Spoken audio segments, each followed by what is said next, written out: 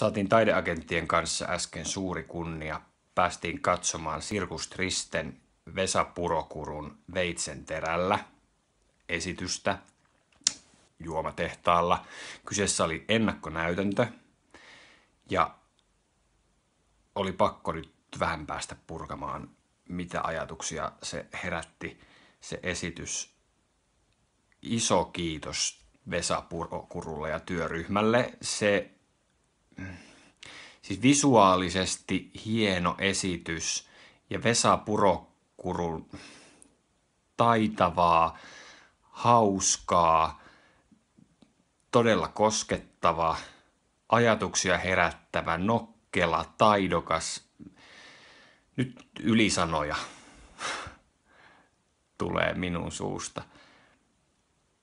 Läsnäolo. Ennen kaikkea läsnäolo. Ja että uskoo omiin unelmiinsa. Kiitos Vesa Purokuru ja työryhmä. Ja nyt sinä katsoja, mene ihmeessä katsomaan juomatehtaalle, jos sinulla on Jyväskylän kesäviikolla vapaata. Katso aikataulut ja mene.